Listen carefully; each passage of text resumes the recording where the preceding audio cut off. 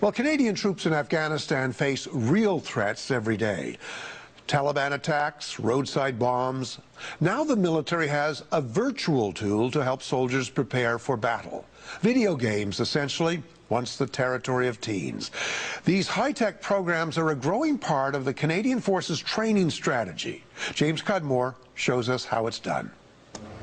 Okay, so what do you want to do? Where? Tucked away inside a warehouse at Canadian Forces Base Gagetown is a virtual battlefield. Take that. It's a video game called Canadian Forces Direct Action. Okay, you stay here. I'm going to go back to that first house we breached through. It's just one of a series of new computer combat simulators the military uses to train troops. All right, so sort yourselves out. Major Jeremy McDonald is in charge. Traditionally, our training is based on PowerPoint, so you'll have an instructor in a classroom talking about a tactic or a procedure. By using video games and simulation technology, we can actually show people and actually immerse them in the situation that we're talking about. McDonald's team has been working on another project, a life-size digital shooting range. Drop it! The government is spending several $1 million to help develop the range, to make it more interactive, more real. And creating that virtual reality is Paul Roman's job.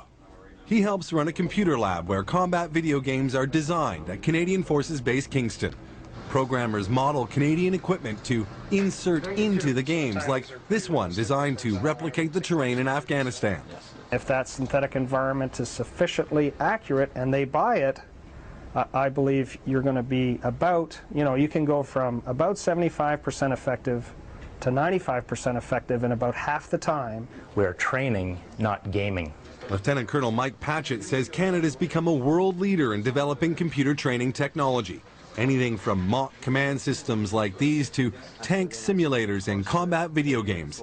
Patchett predicts the games could soon find their way into operations. Computer simulations replacing map models and briefings. They can actually rehearse a mission in the simulation the night or the morning before they go out and actually do that mission for real. That's got to have big dividends. In cost, in combat effectiveness, and ultimately, the military says, in lives. James Cudmore, CBC News, Canadian Forces Base, Kingston, Ontario.